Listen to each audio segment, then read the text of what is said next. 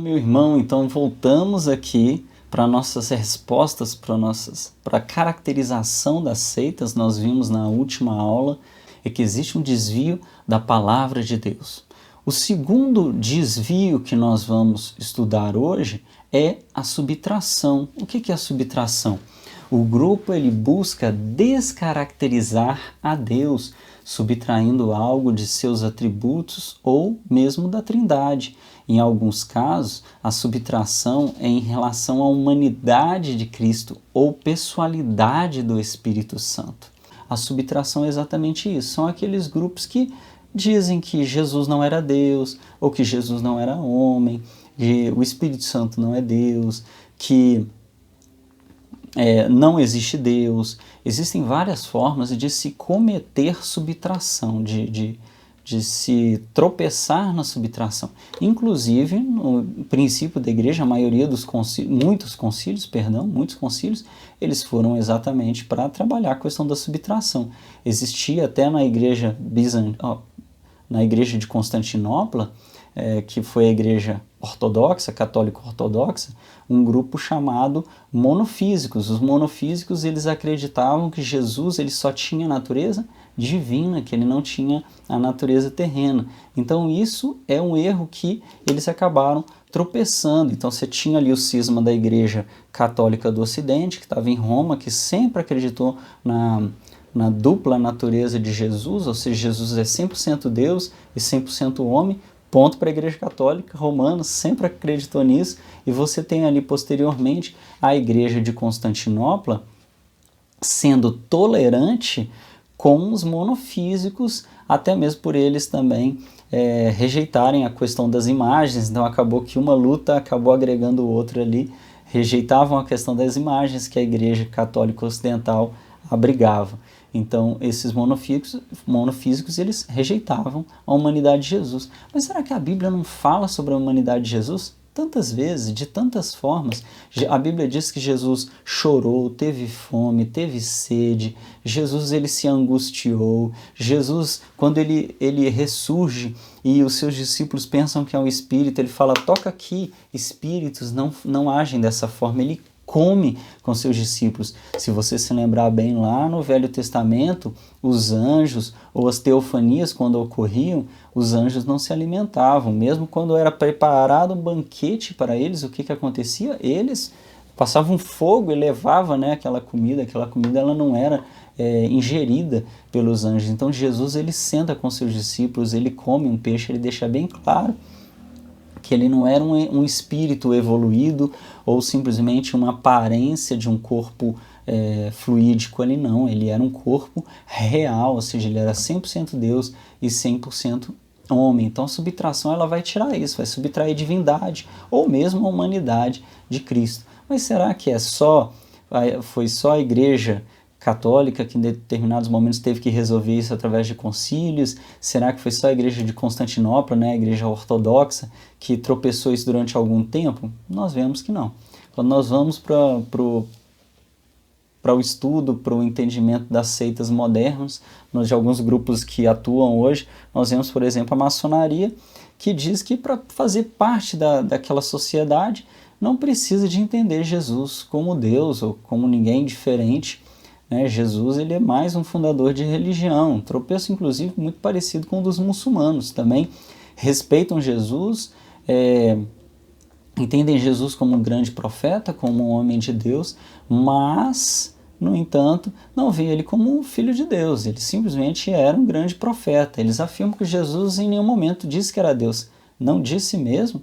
Jesus disse que antes que houvesse mundo, eu o sou, ou seja, eu sou. E também no Velho Testamento a Bíblia fala que o Messias seria Pai da eternidade, Deus forte e Príncipe da paz. Ou seja, as Escrituras elas testemunham a divindade de Cristo.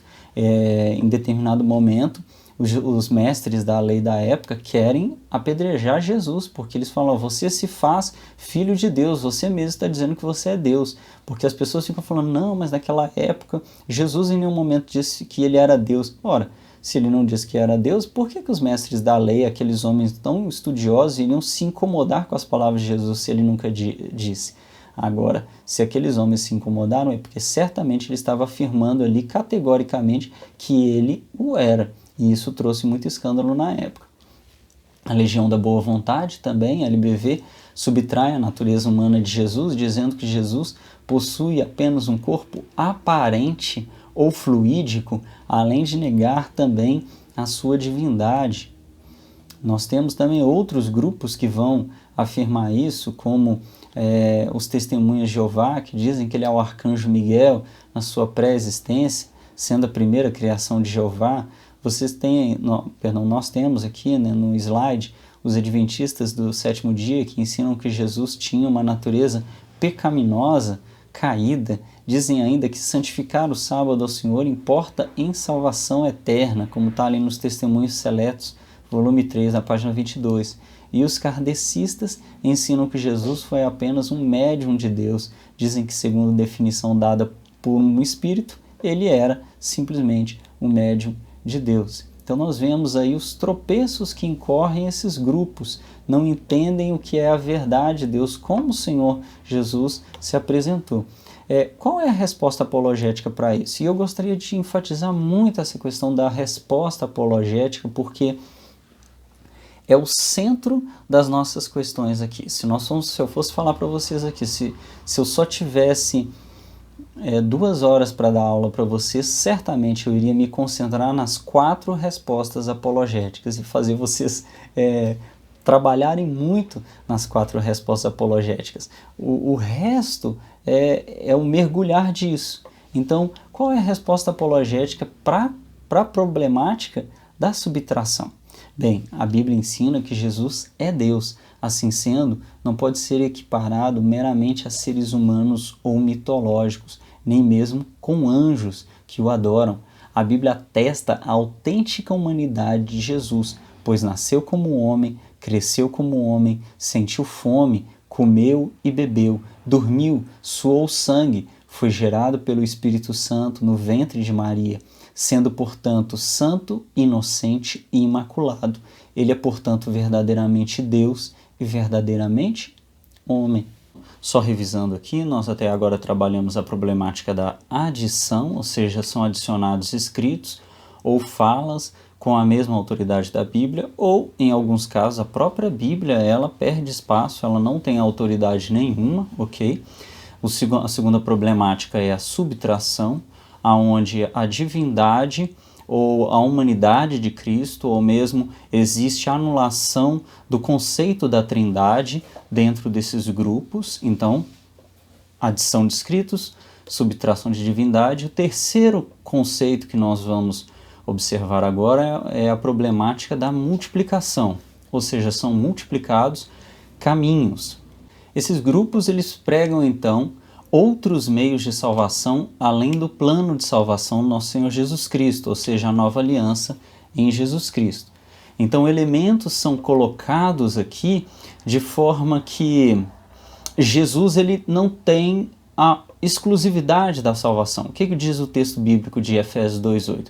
Pela graça sois salvos mediante a fé. E fé em quem? Em Jesus Cristo. É aquilo que nós falamos das solas.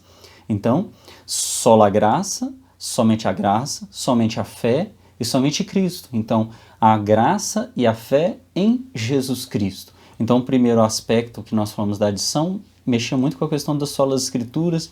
O segundo aspecto, que é a subtração, ele vai também trabalhar Cristo, mas agora dentro da multiplicação nós vamos ver como esses grupos realmente, quando não anulam Jesus Cristo como um único mediador, eles tentam colocar outros elementos como também um caminho de salvação.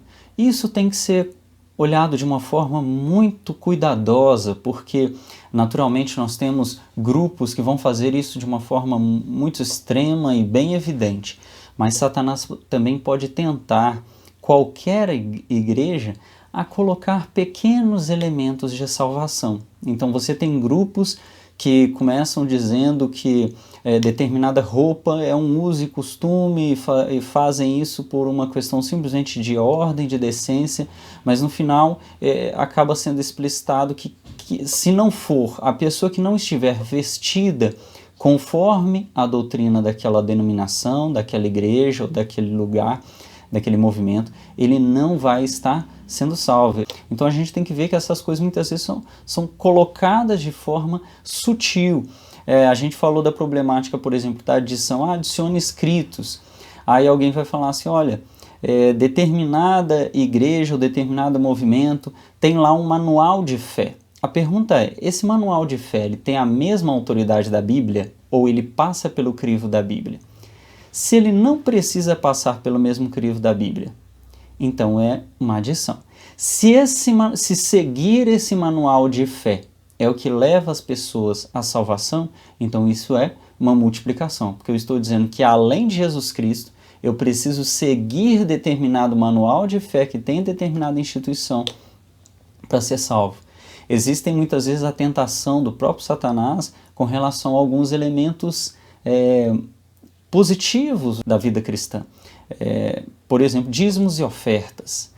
Oferta e o dízimo são princípios bíblicos? São. Mas se se determinado grupo coloca que quem não der o dízimo na oferta não vai ser salvo, ele está elevando a prática do dízimo e da oferta ao próprio Senhor Jesus Cristo. Ele está colocando como caminho de salvação. E nós devemos lembrar que nenhuma obra ela é um caminho de salvação. Ela pode ser fruto da salvação, mas não caminho, não objeto para a salvação. Guardar o sábado, como alguns grupos fazem, é caminho para a salvação? Se é colocado como um caminho para a salvação, ou seja, quem não guarda o sábado não vai herdar a vida eterna, essa pessoa está cometendo multiplicação.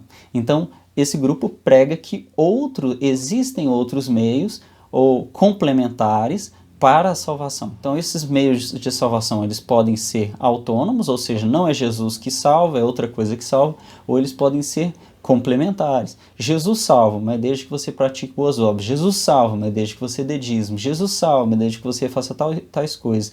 E observe bem, eu disse que Satanás pode mover princípios bons, ou seja, boas obras, para fazer isso daí. Então, isso tem que ser tratado com muito cuidado. Uma outra coisa também que pode ocorrer, como ocorre dentro, por exemplo, da Seixinoe, é negar a utilidade de Jesus. Ou seja, se não há pecado, não há por que ter Jesus, né? Jesus não conseguiria extinguir pecados. Então eles dizem que o pecado, se pecado realmente existisse, nem todos os Budas de todo o universo conseguiriam extingui-lo, nem mesmo a cruz de Jesus conseguiria extingui-lo. Então, outro aspecto dentro da multiplicação é colocar caminhos ou negar Jesus como um caminho. E se eu nego a existência do pecado, eu nego a necessidade da expiação de Cristo, eu nego a necessidade do arrependimento, então eu automaticamente nego também a Jesus e assim eu cometo multiplicação. Eu vou ter outros elementos que podem me salvar, eu estou automaticamente salvo, mas Jesus não é esse caminho aí. Então existem multiplicações de ideias, de conceitos de salvação. Os mórmons, por exemplo, afirmam crer no sacrifício expiatório de Jesus, mas sem o cumprimento das leis estipuladas pela igreja, não vai haver salvação. Outro requisito também foi exposto pelo profeta Brigham Young, que vai dizer o seguinte: nenhum homem ou mulher nessa dispensação entrará no reino celestial de Deus sem o consentimento de Joseph Smith. Ou seja, aqui nós vemos novamente a questão da salvação com o caminho complementar. O primeiro é seguir as leis estipuladas pela igreja, e o outro é ter um encontro ali transcendental, sobrenatural, ou na vida pós-morte com Joseph Smith. Então são dois caminhos complementares à figura de Jesus Cristo. Isso naturalmente é uma heresia, isso naturalmente é multiplicação. Os adventistas do sétimo dia, por meio de sua profetisa Ellen Goldwright, vão ensinar que a guarda do sábado implica também salvação, que os benefícios da morte de Cristo nos foram aplicados desde que estejamos vivendo em harmonia com a lei, que no caso é guardar o sábado. Santificar o sábado ao Senhor importa, então, salvação eterna. Então você vai ter na ortodoxia adventista as pessoas que vão dizer que tem que guardar toda a lei, né? Você não guarda 90% da lei, você guarda 100% da lei. Mas o ponto é, o cristão, ele não simplesmente guarda a lei. Ele tem a lei como sua serva. E o sábado é um elemento de serviço ao cristão. Lembrando as palavras do próprio Senhor Jesus. O homem não existe para o sábado. É o sábado que existe para o homem. Então ali a lei ela vai servir, os mandamentos eles vão servir ao homem. Então não é que o sábado ele está anulado. Ele simplesmente agora passa como objeto, como uma obra que serve à igreja. Então, naturalmente, o descanso ele é uma coisa boa, mas ele não pode dominar o homem, ele tem que servir ao homem. Da mesma forma, todas as outras obras elas vão ser fruto da salvação e não objeto mais de salvação. Aqui é muito importante nós levarmos em consideração que algumas pessoas elas tentam dizer que Paulo nega Tiago, ou Tiago nega Paulo. Por quê? Paulo vai dizer, pela graça sois salvos, mediante a fé, isso não vem de vós, é dom de Deus, não de obras para que ninguém se glorie. Ou seja, Paulo deixa claro que a salvação não é por obras. E Tiago vai dizer o seguinte, você quer me mostrar a sua fé sem obras? Eu te mostro minha fé pelas minhas obras. Ou seja, a fé sem obras é morta. Na verdade, um não está negando o outro. Porque se você pegar a continuação do texto paulino, que é lá em Efésios 2,10, ele vai dizer o quê? Pois somos feitura de Cristo.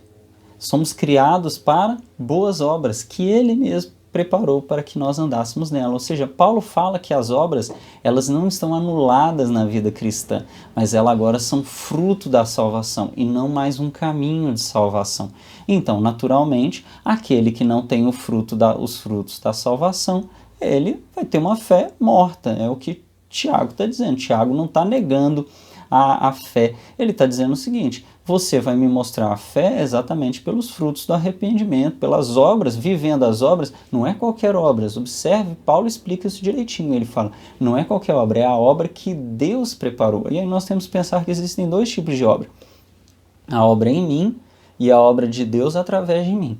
A obra de Deus em mim, santificação, ele vai transformar o meu coração, e a obra de Deus através de mim, ou seja, ter em mim o mesmo sentimento que também houve em Cristo Jesus, que olhou para o que era do outro e não somente para o que era seu, ou seja, não mais vivo eu, Cristo vive em mim. Isso é fruto da pessoa salva, ok? Então Paulo e Tiago ali não estão conflitando em suas teologias, na verdade elas caminham muito juntas e sequer se a gente fizer um estudo até mesmo superficial, nós vamos dizer que elas não são nem paradoxos, elas são complementares, elas estão caminhando ali bem alinhadas em tudo isso.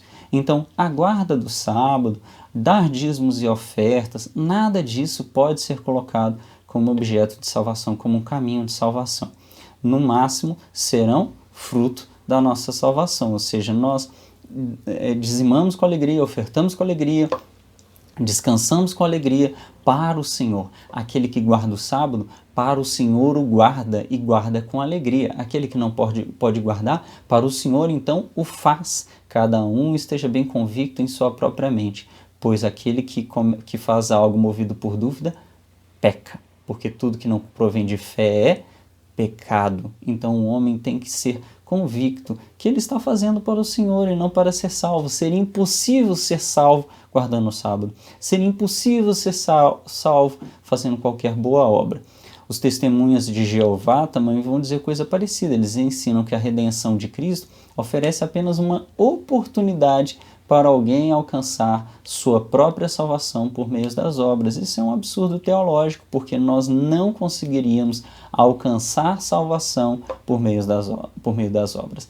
A salvação ela é uma graça divina vinda por meio da fé em Cristo Jesus. É a obra de Cristo Jesus. Não é a minha obra, não é o que eu posso fazer, ainda que ser salvo me habilita a um mundo de obras que naturalmente eu não poderia executar, porque são as obras que Cristo preparou para mim. E a obra que Cristo preparou para os seus eleitos são daqueles que ele escolheu, tá joia? Então esse é o terceiro desvio que nós temos. A resposta apologética, eu já falei um pouquinho sobre ela durante a nossa apresentação da problemática, mas a resposta apologética é que a Bíblia declara que todo aquele que nega a existência do pecado é do diabo. Então, falando ali daquela questão lá do Sextinuê que diz que o pecado não existe.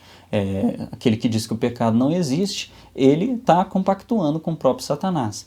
E a eficácia do sangue de Jesus para cancelar os pecados nos é apresentada como mensagem central da Bíblia, ou seja, a base do perdão para os pecados é o sacrifício de Jesus.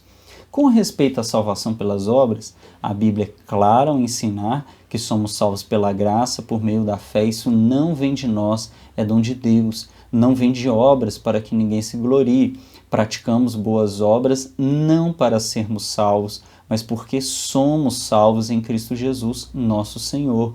As obras, então, são resultado da salvação, não seu agente. O valor das obras está em nos disciplinar para a vida cristã. Paulo declara em Colossenses 2, de 14 a 17, que o sábado semanal fazia parte das ordenanças da lei que foram cravadas na cruz e que não passavam de sombras, indicando assim que o verdadeiro descanso encontramos em Jesus. Agora nós vamos então para a nossa quarta problemática, que é a divisão. A divisão consiste em dividir a fidelidade entre Deus e a organização ou uma pessoa. Desobedecer à organização ou à igreja equivale a desobedecer a Deus, e não existe salvação fora do sistema religioso proposto, então, da própria organização ou da igreja. Aqui nós temos os grupos que vão se colocar como sendo o caminho para a salvação. Você vai perceber que estas problemáticas elas estão o tempo todo se alinhando uma com a outra. Ou seja, quem comete divisão naturalmente vai cometer o quê? Multiplicação. Porque se eu como instituição ou eu como pastor digo que só na minha cobertura espiritual você vai ter salvação, eu automaticamente cometo multiplicação também. Estou dizendo que existe mais de um caminho para Deus, para a vida eterna, que além de Jesus sou eu, ou Jesus não é, sou eu. Então a divisão ela propõe isso. Ela vai dizer que existe a glória de Deus, mas Deus ele compartilhou essa glória como organização, como uma pessoa, e esta pessoa, se você estiver na cobertura espiritual dela, se você estiver na cobertura eclesiástica dela, essa pessoa ela pode te levar à salvação. Então você vai ver esse movimento ocorrendo muito com igrejas que, quando a pessoa sai, o pastor vai dizer, olha, você pode sair daqui, mas você perdeu sua salvação. Com igrejas que desprezam outras congregações, outras denominações e dizem que a salvação não está ali. Mesmo aqueles que estão desigrejados, existe um movimento grande, hoje em dia nós vemos tantos youtubers que dizem não frequentar a igreja porque a salvação não está na igreja. Também cometem divisão, porque é uma divisão reversa, né? Tem aquele que está na instituição e que acha que fora da instituição não há salvação, e tem aquele que acha que é o único salvo porque ele não está em instituição nenhuma e todas as instituições se corromperam. O conceito importante aqui é lembrar que a igreja de Deus, a noiva de Deus, ela é invisível, ela não pode ser medida por uma visão humana. Todas as seitas pregam isso, sobretudo as pseudocristãs, que se apresentam como a restauração do cristianismo primitivo, que, segundo ensinam, sucumbiu à apostasia, afastando-se dos verdadeiros ensinos de Jesus. Acreditam que numa determinada data o movimento apareceu por vontade divina para restaurar o que foi perdido. Não é somente a minha denominação, a minha igreja que salva. Na verdade, igreja e denominação não salvam ninguém.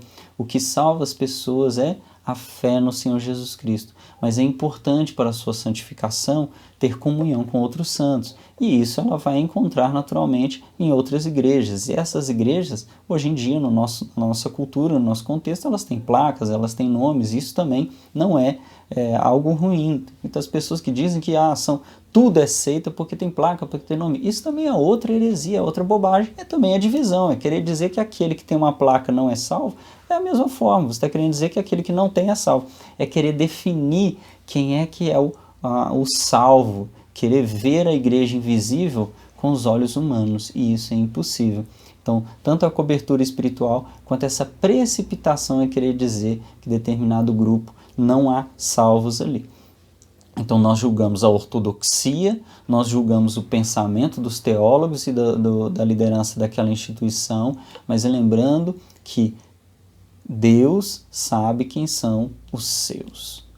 Outra característica desse grupo é que quando não pregam que são um cristianismo redivivo, eles ensinam que todas as religiões são boas e que a sua religião, aquele grupo, é somente responsável por unir todas as outras. Eles dizem que no plano de Deus, ela foi criada para esse fim. Então vai ter aqueles grupos que creem que se colocam como aqueles que são os ecumênicos, que vão atrair todos os grupos. E aí a gente tem que tomar muito cuidado com o ecumenismo, porque o ecumenismo, o que é? É a conversa entre as fés. Mas pode existir alinhamento fora desses 4 padrões que nós estamos apresentando. Quais são os 4 padrões? Vamos lá. O primeiro é a Bíblia como palavra de Deus. O segundo é a divindade, a Santa Trindade. A divindade de Cristo e a Santa Trindade. O terceiro é Jesus é o único caminho. E o quarto é toda a glória a Deus. E a Igreja de Cristo é invisível.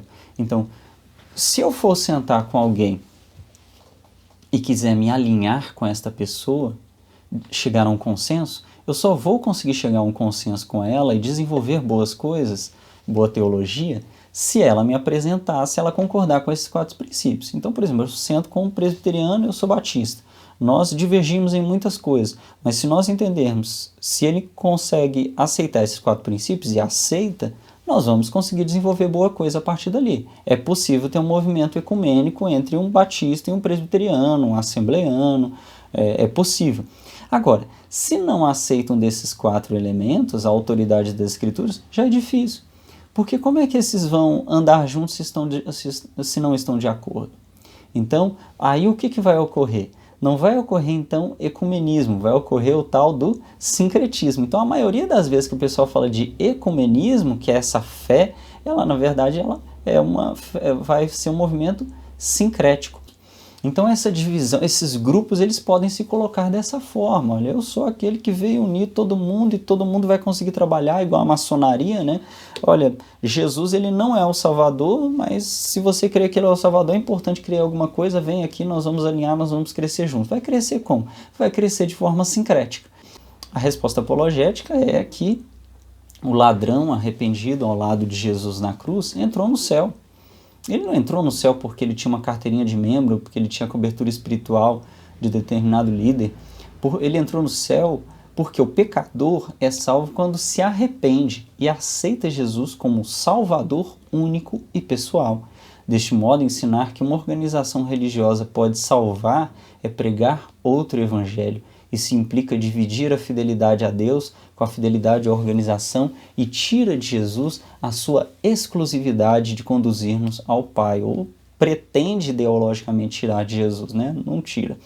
Não há salvação sem Jesus. Nós trabalhamos 3 blocos dentro dessa disciplina. O primeiro bloco era a definição de termos e objetivos da apologética. Nós entendemos que a apologética ela é a argumentação razoável sobre a fé. O que é eu ser um apologista? É eu saber discutir de forma inteligente e razoável a minha fé. O segundo bloco é o bloco do fundamento. Tudo isso, qualquer discussão, qualquer tipo de diálogo, ou como eu falei, movimento ecumênico, ele só pode ocorrer se estiver firmado na palavra de Deus, na Bíblia enquanto palavra de Deus e Cristo como o centro dessa vida cristã.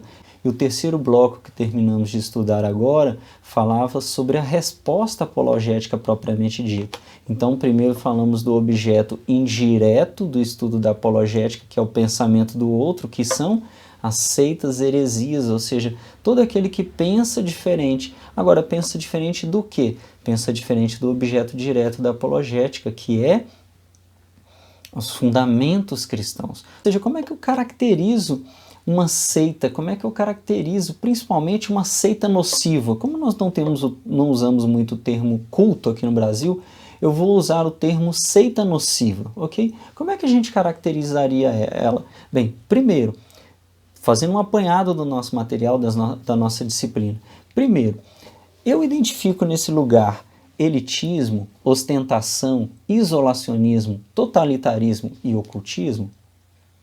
Olha, então se eu identifico nesse lugar um desses 5 elementos, já me acende um sinal amarelo. Agora, junto com um desses elementos aí, eu consigo identificar vantagens ilícitas, enriquecimento ilícito, domínio, glória e autoexaltação?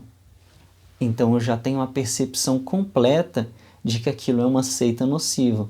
Porque, além de trazer todos os elementos suficientes para dar uma terra fértil para o crescimento de heresias, eu ainda trago o assédio religioso. Como é que eu defino assédio religioso?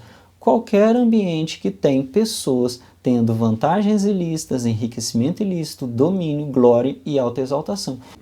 Essas duas primeiras tabelas, mesmo um não evangélico, se ele ver isso, qualquer seita, pode ser uma seita muçulmana, pode ser uma seita budista, isso daí já espantaria qualquer pessoa de qualquer tipo de seita, mas ainda mais quando se junta a questão de adição, subtração, multiplicação e divisão. Ou seja, dentro daquilo que se propõe a ser evangélico, ele adiciona textos, ele subtrai divindade, ele multiplica caminhos e ele divide a glória com ele mesmo.